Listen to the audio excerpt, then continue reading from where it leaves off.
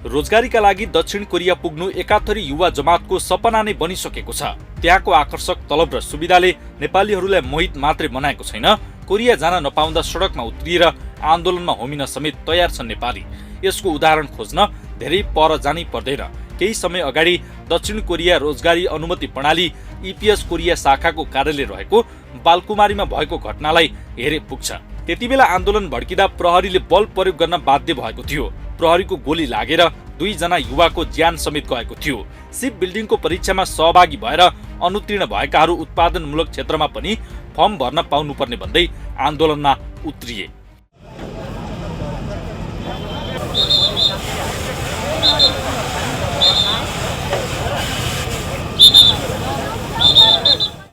युवा जमातको यो बढ्दो आकर्षण यसै रोकिने देखिँदैन। अहिले नेपालबाट वर्षेनी करिब 20,000 युवाहरू रोजगारीका लागि दक्षिण कोरियामा पुग्ने गरेका छन्। यसरी कोरिया जाने नेपाली जहाजलाई तिर्ने भाडामा पनि ठगिने गरेका छन्। नेपालीहरूलाई ल्याउने र लैजाने जिम्मेवारी आफ्नो पोल्टामा पारेर कोरियन एयरलाइन्सले मनलाग्दी भाडा असुलेको छ।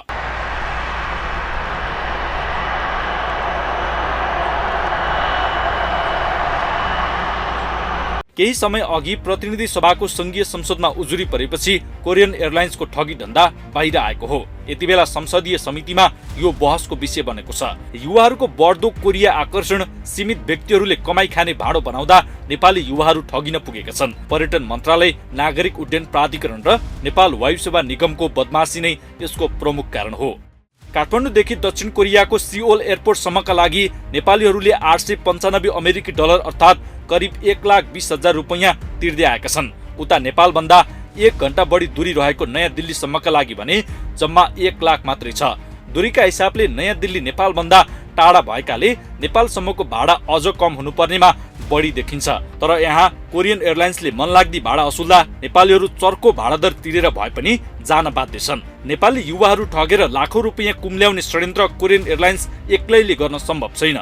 यसमा नेपालका उच्च पदस्थ व्यक्ति तथा नियामक निकायहरूले नै सहज बाटो बनाइदिएका छन्। पर्यटन मन्त्रालय, नागरिक उड्डयन प्राधिकरण र नेपाल वायु सेवा निगमको मिलेमत्तमा नेपाल एयरलाइन्सलाई कोरिया जान नपाउने अवस्था सिर्जना गरेर कोरियन एयरलाई दुईतर्फी उडानको जिम्मेवारी दिँदा उसले मनलाग्दी भाडा नेपालीहरूबाट असुल गरेको छ। सहजीकरण गरिदिए बापत कोरियन एयरले दिने कमिसनमा रमाउँदा कोरियन एयरले खुलेआम लुटिरहेको छ। कांग्रेसका महामन्त्री एवं सांसद गगन थापाले यो विषयमा संसदमा आवाज उठाएका थिए। पर्यटन मन्त्रीले यतातर्फ ध्यान दिनुपर्ने उनको भनाइ छ। यहाँबाट कोरिया जाने मानिसहरूले अहिले जति भाडा तिरेका छन् त्यति भाडा कहीँ पनि तिर्नु पर्दैन। छिमेकी भारत, कहीँ पाकिस्तान, कहीँबाट तिर्नु पर्दैन। नेपाल एयरलाइन्सको फ्लाइट मात्र यहाँबाट कोरिया लान सकियो भने जुन फ्लाइट लिएर जानको लागि मन्त्रीजी अलिकति तात्नुभयो भने भइहाल्छ। अहिले EPS को टेन्डर पनि खोलेको छ। त्यहाँ टेन्डरमा पनि हाल्ने अलिकति थोरै नागरिक उड्डयन प्राधिकरणलाई थोरै चलाउनु भयो भने भइहाल्छ। हजारौं नेपालीहरूले नेपाल एयरलाइन्सको फ्लाइटबाट सस्तोमा कोरिया जान पाउँछन्। हेर्नुहोस् त, मान्य मन्त्रीजीले 1 घण्टा यसमा ध्यान दिनुभयो भने 1 महिनामा एउटा काम 1 हप्तामा भइहाल्यो। कोरियन एयरलाइन्स नेपाल आउने तर नेपाल एयरलाइन्स कोरिया जान नपाउने अवस्था कसरी बन्यो भन्ने विषय गौण छ। नेपालले विगत 8 वर्षदेखि दक्षिण कोरियामा वायु सेवा निगमको जहाजलाई उडान गर्न दिनका लागि प्रक्रिया थालेको छ। 2073 सालदेखि नेपाल एयरलाइन्सले उडानका लागि प्रक्रिया थाले पनि यो कार्यान्वयन हुन सकेको छैन, जसकारण हालसम्म नेपालमा कोरियन एयरलाइन्सले एकाधिकार जमाइरहेको छ। नेपाल वायु सेवाको जहाज कोरियामा उडान भर्नका लागि कोरियाको ministry of land infrastructure of and transport मातहत रहेको सिभिल एभिएसन अथोरिटीले नेपालको हवाई उडान बारे सेफ्टी अडिट गर्न चाहेको छ। तर नेपाल नागरिक उड्डयन प्राधिकरणले विभिन्न कारण देखाउँदै आलटाल गर्दै आएको पाइएको छ। यो विषयमा नेपाल नागरिक उड्डयन प्राधिकरणलाई प्रश्न गर्दा कोरिया उडानका लागि आफूहरूको पहल जारी रहेको बताउँछ। आफूहरूले पहल गरेको बताउँदै यो विषयमा आधिकारिक रूपमा बुझ्नका लागि वायु सेवा निगमलाई नै सोध्नुपर्ने भन्दै प्राधिकरण पन्छिन खोजेको छ। हाम्रो पहल कदमी भनेकै के हो भने त्यहाँको अथोरिटीसँग हामीले अनुमति लिने, त्यहाँको अथोरिटीलाई अनुमति दिन प्रोत्साहित गर्ने, सहजीकरण गर्ने, सल्लाह गर्ने, छलफल गर्ने, यो हाम्रो कर्तव्य हो। मलाई लाग्छ कि यो अर्थमा चाहिँ रोकिएको भन्ने हामीले बुझेका छैनौँ।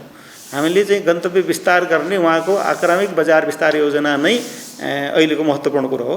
मलाई लाग्छ यो विषयमा यहाँले नेपाल वायु सेवा निगमकै आधिकारिक व्यक्तित्वसँग सोधिदिनु भयो भने प्रष्ट उत्तर आउनेछ। प्राधिकरण चाहिँ यी यस्ता गन्तव्यमा नेपाली वायु सेवाको गन्तव्य विस्तारमा चाहिँ हामी सक्रिय नै छौँ। हामी उहाँलाई प्रोत्साहन गर्छौँ। हामीले के गरिदिएदेखि त्यहाँ छिटो सरितो हुन्छ त्यसमा हामी प्रतिबद्ध छौँ। हवाईका जानकारहरूले भने सम्बन्धित निकायले पहल नगरेका कारण नै नेपाल एयरलाइन्सले कोरिया उडानको अनुमति नपाएको बताउँछन्। नेपाल एयरलाइन्सले आफूले पहल नगर्ने र सरकारको मुख ताकेर बस्दा कोरिया उडानको अनुमति नपाएको विज्ञहरूको भनाइ छ। जस्तो हाम्रो छ नि काठमाडौँ दिल्ली काठमाडौँ जुन हाम्रो सेक्टर छ अथवा ब्याङ्कको सेक्टर छ अथवा हङकङ सेक्टर छ, त्यो सेक्टरमा पनि कुनै नयाँ एयरलाइन्सलाई हामीले चाहिँ दिनु पर्यो भने नेपाल एयरलाइन्सको स्वीकृति लिनुपर्छ भन्ने सिस्टम छ। पहिलेदेखि त्यो थियो, अहिले कति कुरा हराइरहेछ। यही हिसाबले अब एयर स्पेस नै यहाँ बिक्री हुन्छ भन्ने मैले पनि नसुनेको होइन, तर कुन लेभलमा हुन्छ कसरी हुन्छ त्यो चाहिँ मलाई थाहा भएन। तर अहिलेसम्म जुन छ नेपालले गभर्मेन्टले पहल गरेको भए हुन्थ्यो जस्तो लाग्छ मलाई। तर त्यति मात्रै नगरेर गभर्मेन्टले मात्रै पहल नगर्दै पनि नेपाल एयरलाइन्सकै त्यहाँ उसले पनि व्यवस्थापकले गर्नु पऱ्यो नि। जब नेपाल एयरलाइन्सको व्यवस्थापक नै त्यति सक्षम छैन भने अनि कसरी गर्न सक्छ? नेपाल एयरलाइन्सले विमान चलाउँछु भन्ने, कोरिया चलाउँछु भन्ने, अनि गभर्मेन्टको मुख तार्ने, सिभिल एभिएसनको मुख तार्ने होइन, उहाँहरू जानु पऱ्यो नि। अनि उहाँहरू चाहिँ एकचोटि चिठी पठाएको भएर म सुतेर बस्ने अनि मलाई चाहिँ हामीलाई चाहिँ कोरिया उड्न दिएन भन्ने खालको त्यस्तो किसिमको अन्डरग्राउन्ड कुरा गरेर त्यहाँको व्यवस्थापक पन्जिनु चाहिँ मिल्दैन।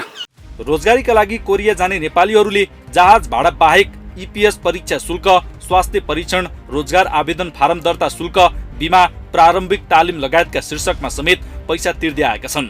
सम्पूर्ण खर्च विवरण हेर्दा कोरिया जाने नेपालीहरूले $1,344 अर्थात् नेपाली 1,80,000 रुपैयाँसम्म तिर्दै आएका छन्। त्यसो त कोरियन एयरलाइन्सले नेपालबाट कोरिया उडान र कोरियाबाट नेपाल उडानमा समेत विभेद गरेको छ। कोरियन एयरलाइन्सको शेड्युल हेर्दा त्रिभुवन अन्तर्राष्ट्रिय विमानस्थलबाट कोरियाको सियोल एयरपोर्टसम्म जानका लागि न्यूनतम $1,130 अर्थात् 1,51,000 रुपैयाँ राखेको छ। त्यही शेड्युल कोरियाको सियोल एयरपोर्टबाट नेपालसम्म आउनका लागि भने न्यूनतम $988 अर्थात् नेपाली 1,32,000 राखेको छ। यसरी कोरियन एयरलाइन्सले नेपालीहरूबाट मनपर्दी रकम असुलिरहँदा नियामक निकाय मुखदर्शक बनेको छ। कोरियन एयरलाइन्सले फालेको पैसाको बिटोले नेपालका नियामक निकाय निरीह बनेका छन्।